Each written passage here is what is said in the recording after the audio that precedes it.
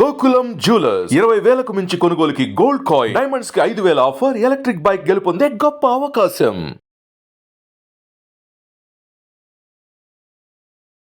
Fitness secret ఏంటి రాఘవేంద్రరావు గారు? ఎప్పుడు ఆ స్మైల్, ఇన్ని యాక్టివిటీస్, చాలా జోష్‌ఫుల్‌గా ఉండడం, సరదాగా ఉండడం. అసలు మీ ఫిట్‌నెస్ సీక్రెట్ చెప్పండి. మీరేం తింటారు చెప్పండి? తిండిదేం లేదు కానీ ఎక్కువ ఫూల్స్ ఉన్న చుట్టూ ఉంటారు. మరి హార్వర్డ్ యూనివర్సిటీ ఇది జేసీ మిల్లర్ ఇటువంటివన్నీ శక్తిపండని లేకపోతే ఈడని ఆడని ఊరినే జోకులు వేసుకుంటూ హ్మ్. నవ్వటం చాలా ఇష్టం నాకు, నవ్వించటం కానీ. అందుకనే భరణీను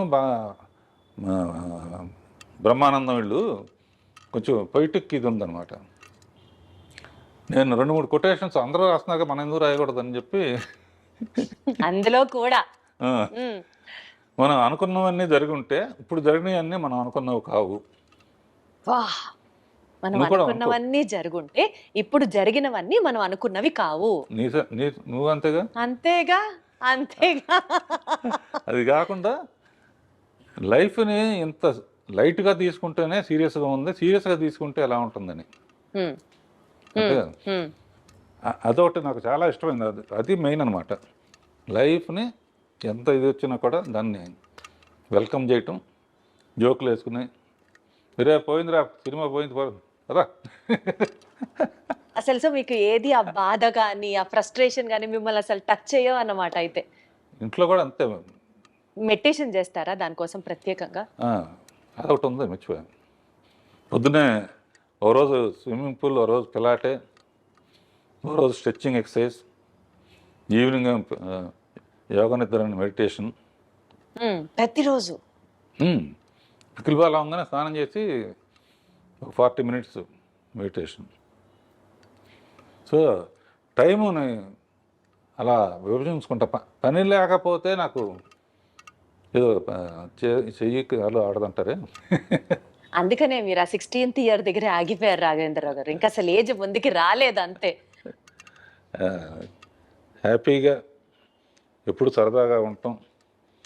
ఈ వాళ్ళ దగ్గర నుంచి నేను నేర్చుకుంటున్నానమ్మా, నా దగ్గర నుంచి వాళ్ళు నేర్చుకుంటున్నారు. కొంతమంది చెప్తారు కదా, కేజీ 1,200 రూపాయలు ఉండే బియ్యం తింటాం, లీటరు 5,000 రూపాయల నుంచి 10,000 రూపాయలు ఉన్న డైరెక్ట్గా హిమాలయాస్ నుంచి తెచ్చిన వాటర్ తాగుతాం, అదే మా బ్యూటీ సీక్రెట్, అదే మా ఫిట్నెస్ సీక్రెట్ అంటారు కదా. అట్లాంటి ప్రత్యేకమైన తిండ్లు మీరేం తినరా? అసలు తిండి కూడా లేదు అసలు. ఏదో ఇప్పుడు తర్వాత ఏంటంటే జనరల్గా రోజు పొద్దున పూట కూడా ఇడ్లీలు, వడలు, దోశలు తినేవాళ్ళం. ఇప్పుడు ఏంటంటే ఒట్టి నట్స్ను, ఫ్రూట్స్, మధ్యాహ్నం lunch, night only tiffin. So అదన్నమాట మీ సీక్రెట్. ఆ గ్యాప్లో చిన్న పర్సనల్ ఇంట్రెస్ట్. పర్సనల్ ఇంట్రెస్ట్ ఏంటి? ఏదో కాలక్షేపానికి కొంచెం ఒక రౌండ్ వేసుకోవటం.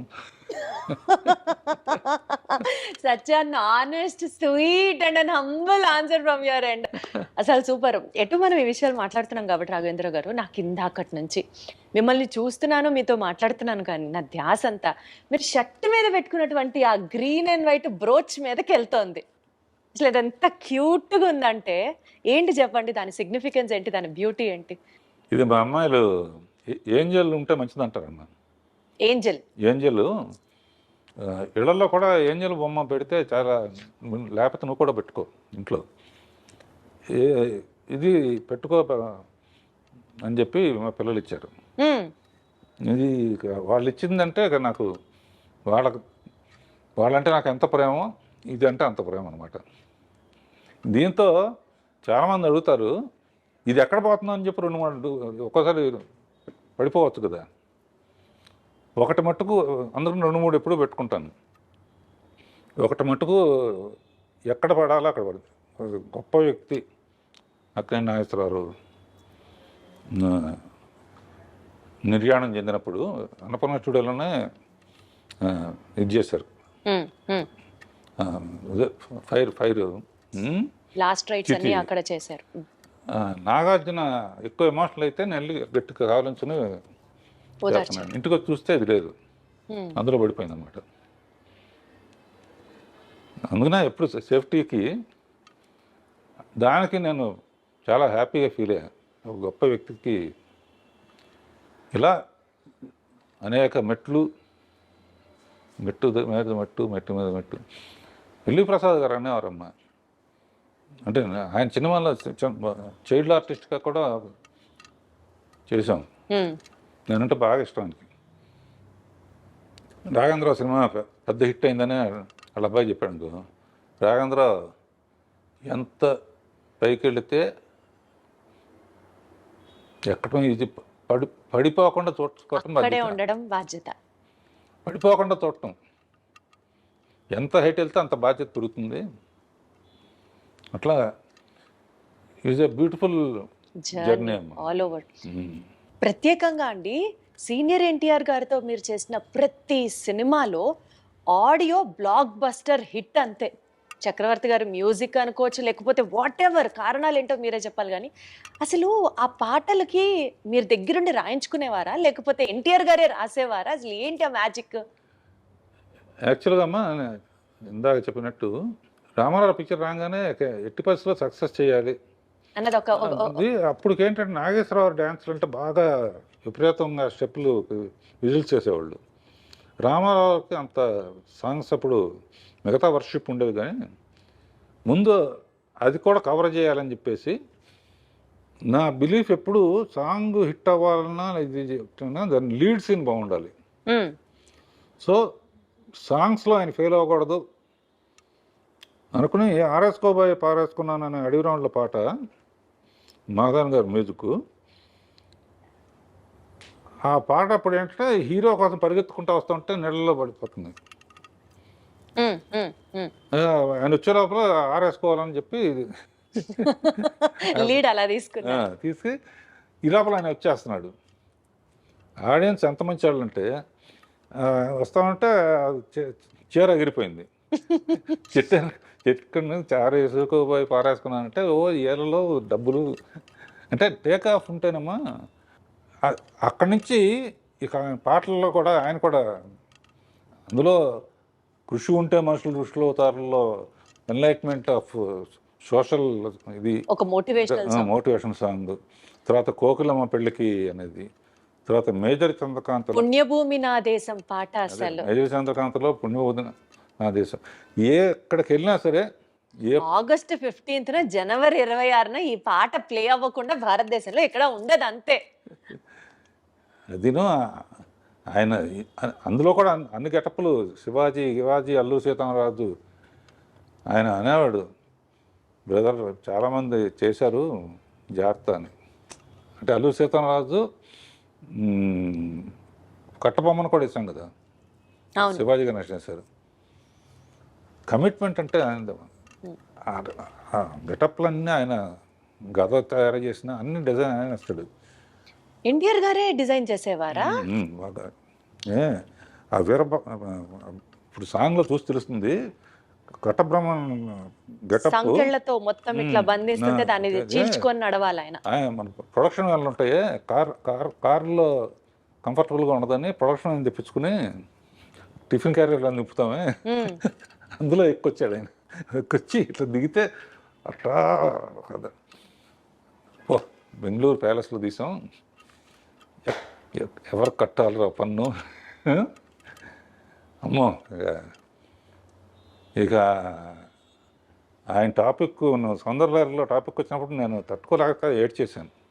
ఇప్పుడు కూడా లైట్గా మీ కళ్ళు చెమరుస్తున్నాయి, అర్థమవుతుంది. అంటే నాకు ఆయన లేకపోతే అసలు అంటే అంత బాగా చూసుకున్నారు.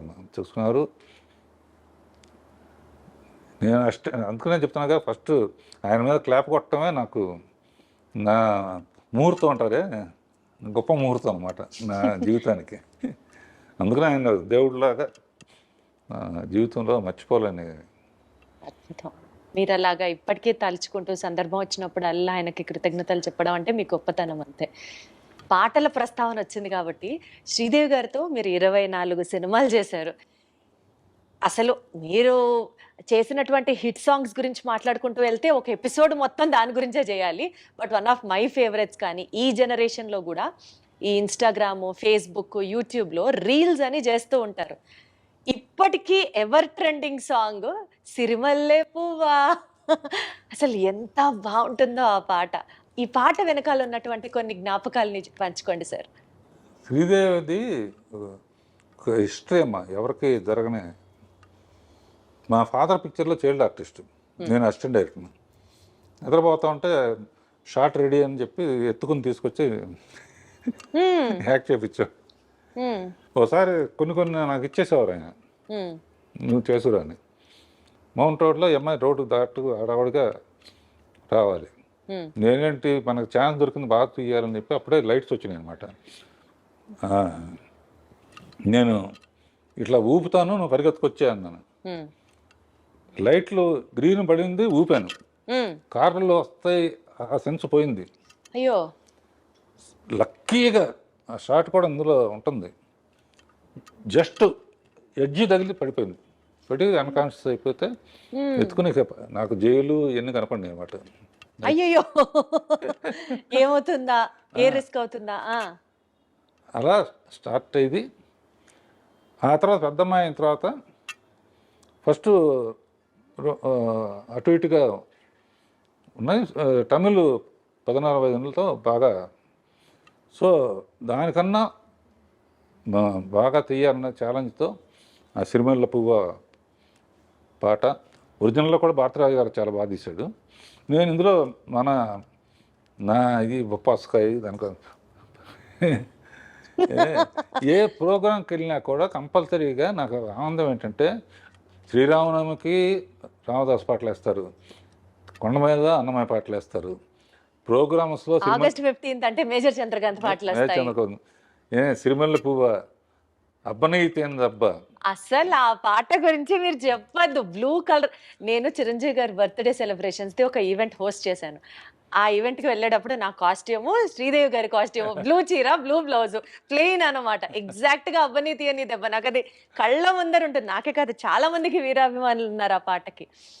అలా పాటకి ఛాలెంజ్ అమ్మా. మా ఆపరేట చేమ చెట్టు అదొకటి మర్చిపోలే. కీరవాణి లేకపోతే నేను మ్యూజిక్ చేయలేను అనే ఫీలింగ్ వచ్చేస్తుంది నాకు.